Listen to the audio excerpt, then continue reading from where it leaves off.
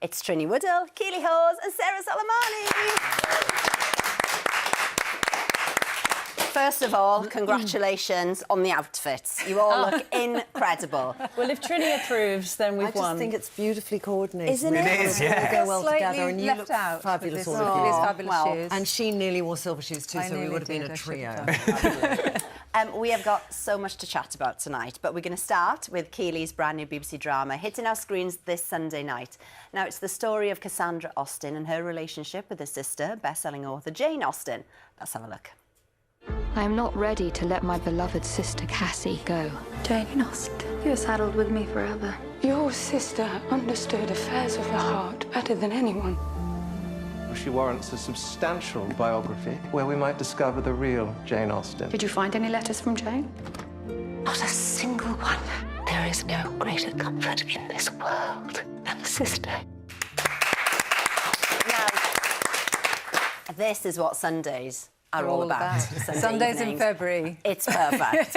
But lots of people won't know about your character, Cassandra, and the whole thing is based on a novel by Jill Hornby, isn't it? Yes. What can you tell us about her story? Yes, I had no idea, I have to say. And the wonderful thing about this, when I first got the script and I read it, is that it feels like an extension of the Austen canon. So it feels like an Austen. You know, Jane Austen only wrote 6 novels. It's extraordinary when you think about the reach, you know, and all the adaptations that we all know so well and love and, you know, have grown up with and studied at school, that actually all of that came from only 6. So the lovely thing about this is that it is the story of Jane, and it's her own story. It's her story and her sister Cassandra, and they were incredibly close. And after Jane's death, Cassandra... We think, we don't know, I mean, this is an imagining, but, well, we know that Cassandra destroyed Jane's letters and correspondence. I think there are about 100 left, and she destroyed about 80 or 90% of them.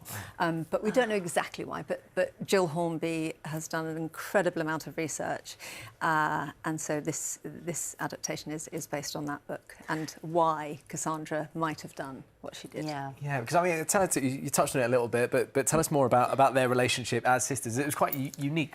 It was very unique. I actually read, I found out, you know, while I was looking into this, that they were so close that when Cassandra went to boarding school, Jane, even though at 10 she was too young to go, she went to be with Cassandra. So she went to boarding school to stay with her. They were, I think, more like twins. I'm not a twin, but I imagine very close. You know, they were very, very, very close.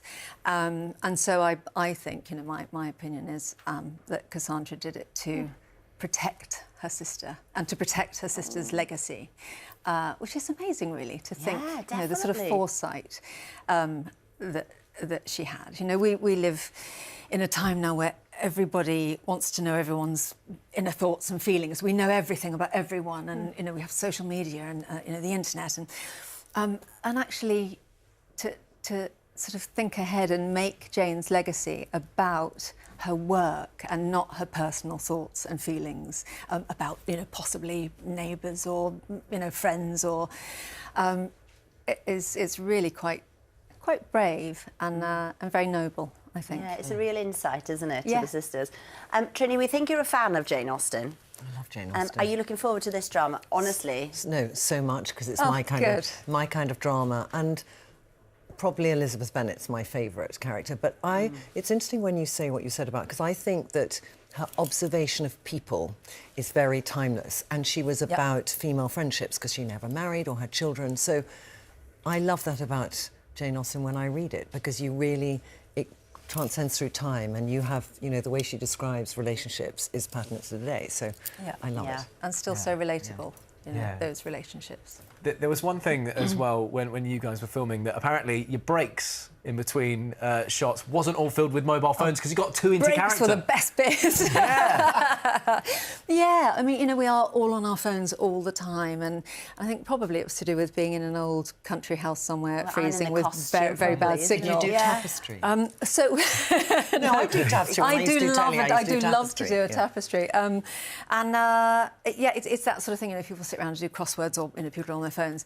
But in this instance, we were, you know, mainly women. We also had the brilliant Alfred Enoch, honorary girl. And we all just sat around, and there was something very old-fashioned about it, and lovely. Got to know each other, ran our lines, had a laugh, and all around a sort of 2-bar heater, you know, as you do, with a cover coat on and your rugs. And yeah, it was a really, really joyful experience. Well, it is perfect for Sunday night. Yeah. Glass of red wine or a herbal tea. What more do you want? Miss Austen begins this Sunday, 9:05 on BBC One, and you can binge the full series on iPlayer. Now, still to come,